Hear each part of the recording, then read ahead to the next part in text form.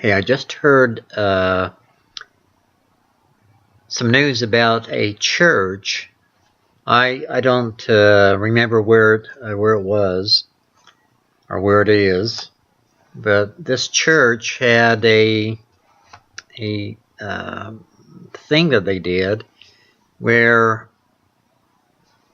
every time a woman got pregnant, that they brought him up, in the front of the church or by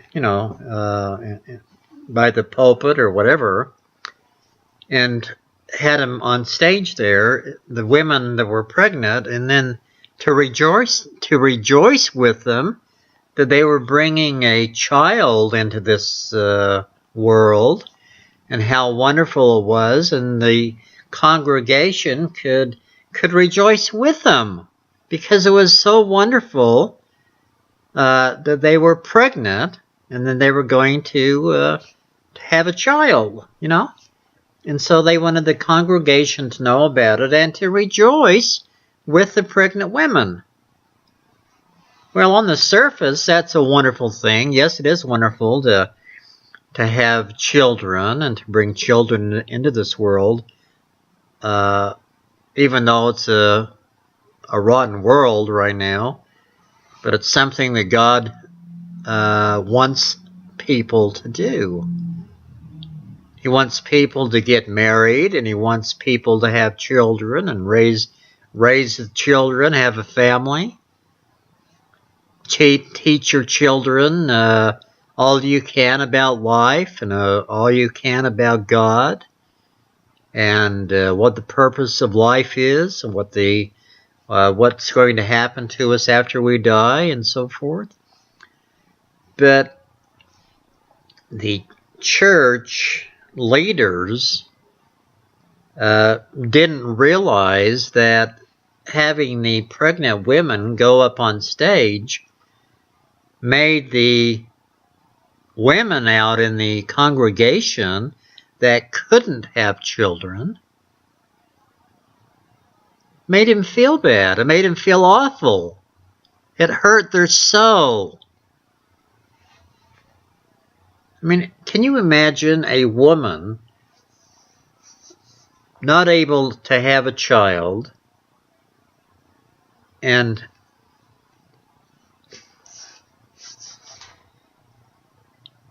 it's probably spent many sleepless nights and cried, buckets of tears because she wants a child and she can't have a child for whatever reason.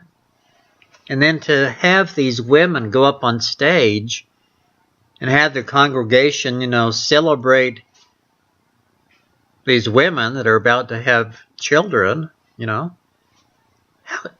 you imagine how that would make a woman sitting in the congregation feel that that she couldn't have a child?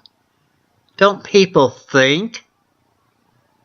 Don't people think about the what do you call the ramifications of doing certain things? How it's going to affect other people. Hey, church leaders, think. I don't know. I just don't understand people. I know how it makes women feel because I've witnessed it. I had a stepmother. Well, she's dead, but she couldn't have children, and she finally, let's see what happened. She or the doctors told her that she could not ever have children, and she went to her church leaders, and they gave her a blessing that she would be a mother. And so she was so happy for the blessing that they gave to her, and she finally had a little girl. and she died 3 days after birth. And it was so hard on my stepmother. I used to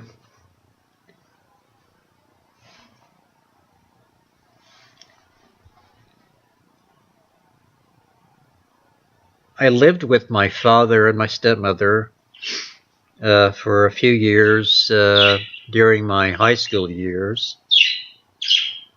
And at times I would hear my stepmother cry.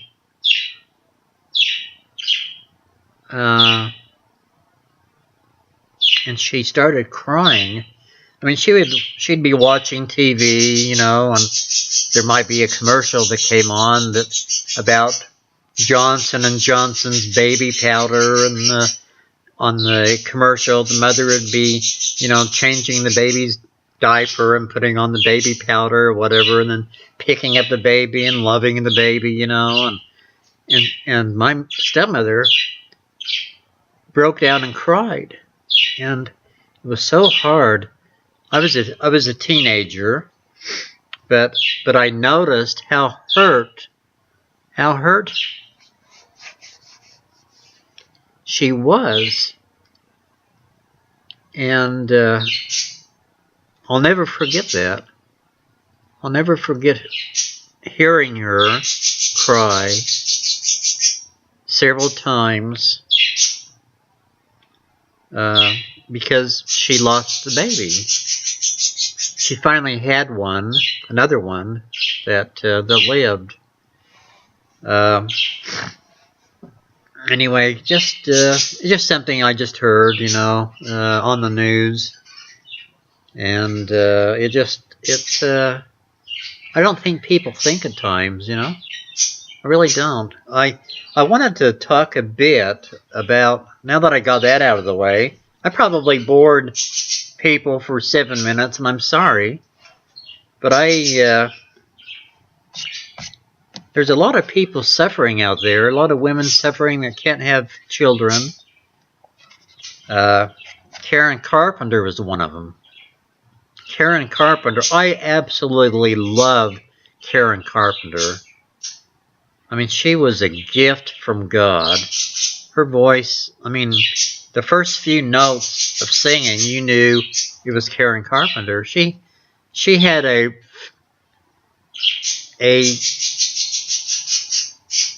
I don't know. I don't know if you call it a spiritual voice, but she has just such a outstanding voice. I loved her songs. I loved her singing, and I loved her. I mean, if I could have somebody like Karen Carpenter, not somebody like her. I mean, I would like the real article. If I could be assured that I could have Karen Carpenter if I lived a good life on earth, I'd be a saint. I would be an absolute saint if I could have Karen Carpenter in the next life. She is a dream. I mean, I know there's a period of time that Karen Carpenter was chubby. She was chunky, and then she went on a diet, and then people used to tell her how great she looked, and she liked hearing those words, that she looked pretty, and she was a beautiful woman, and so she was determined never to get fat again, and she went overboard. You know, she went overboard with, I think she was taking, like, I don't know, 12 laxatives a day. Anyway, she was eating very little, and then she was throwing up and different things to get rid of the food, and so she wouldn't get fat. And it's sad. It's a sad ending to such a beautiful woman's life that had so much to offer this world in her beautiful music. but she couldn't have. The story. Here's the story. I think she could have children. I think I got that wrong. But the story was she wanted children really bad, and when she got married to this flake of a guy, and then after they got married, she was trying to have children. And anyway, long story short, he couldn't have children. It was a problem he had, and he didn't tell Karen Carpenter about his situation, that he couldn't have kids, and she was heartbroken. She was absolutely heartbroken because she wanted children so bad. And because of this jerk that didn't tell her the truth, she couldn't have children. Anyway, they ended up getting divorced, and of course she ended up dying because of her problem. But having children is a big deal to women. It's a big deal, and it should be a big deal. And, there's a lot of women suffering, and be nice to those women. Anyway, that's enough of that. Anyway, I was thinking about ways that people can be happy. And one of the ways that you can be happy is to send me money. Get off your big 2-ton ass and send me a few bucks, I need some money. I'm 70 years old, almost. I have a small Social Security coming in that doesn't do diddly shit for me. Well, it helps. But it's a mere pittance on what other people get on a retirement. Let's put it this way. My Social Security is about $450 a month. And my house payment is, I think it's gone up about $150 because I'm on a flexible rate. I think my house payment's about $1,100. So I'm going to have to work for the rest of my life. But anyway, you can be happy by sending me a few extra bucks, You can make me happy by doing that, and you'll be happy. You'll be happy. Why? Because you're giving. It's a blessing to give. You'll get the blessings for giving. I'm doing the hard part. I'm receiving. It's simple. You give, you get blessings, baby. There's a lot of ways that you can be happy. You can be happy by opening a door at a store from some elderly gentleman, like myself, or an elderly woman that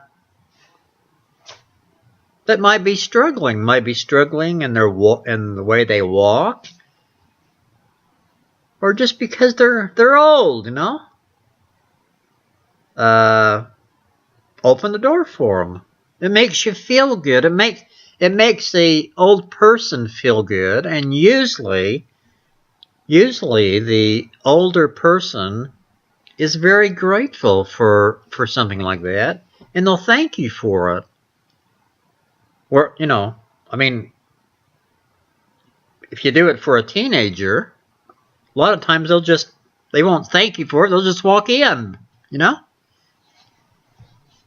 But an older person generally is a really kind person. And if you do an act of kindness, like opening the door for that person, they're going to thank you for it. And as a result of that, you're going to feel damn good because you did an act of kindness. You did something good, I know you did 15 things during the day that were a complete asshole deal. But But that one act of kindness, it made you feel good. Made you feel like a better person, like you're a good person. I know you're an asshole, 7/8 of the rest of the day, but that particular time you were a good person, So you feel what it feels like when you help somebody, and you want to do it again because you want to feel good again. But you also know that you can feel good if you help somebody. Helping somebody is great, The times that I've been blessed the most is when I've helped somebody. I won't get into it because I've got a lot of things to do today, and but the times that I have been blessed the most, really, are the times that I've helped somebody. And it comes back at you. I know, I'm telling you, that if you help somebody, that it comes back to you many, many fold. It just does. Try it. I don't care if it's, I don't care what the act of kindness is. It could be out in the parking lot. Somebody bought something, and it's a great big box or something, and they're trying to take it out of the grocery cart and put in their back seat or in their trunk or something, and they're, it's big, and they're going to struggle a little bit. It's going to be heavy for them. Offer to help them. They'll usually say, well, that'll be very nice, thank you.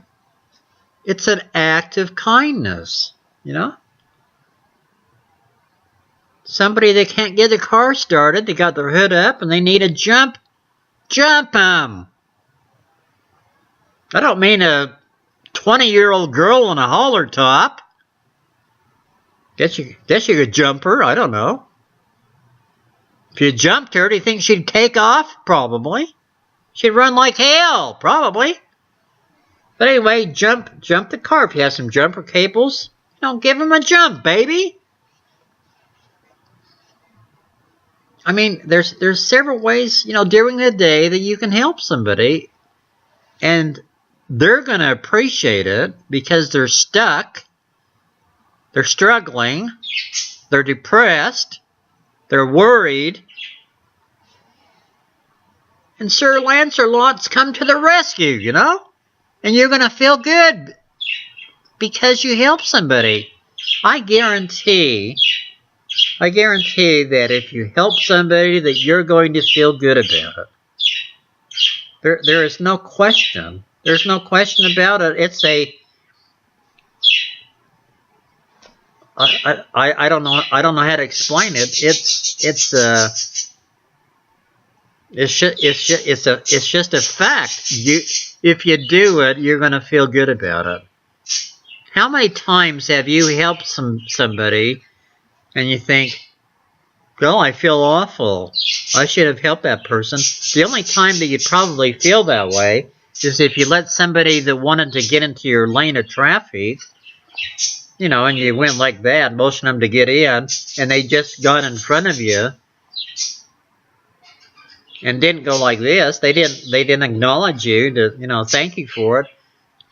Yeah, that's the time. I think that's the times in my life that I wish I wouldn't have ever left or let that asshole in traffic, because that person was an asshole. Why was that person an asshole? Because he didn't thank you for it. How long does it take you to acknowledge somebody that let you in the line of traffic? How long does it take you out of your life to thank the person? It takes this long.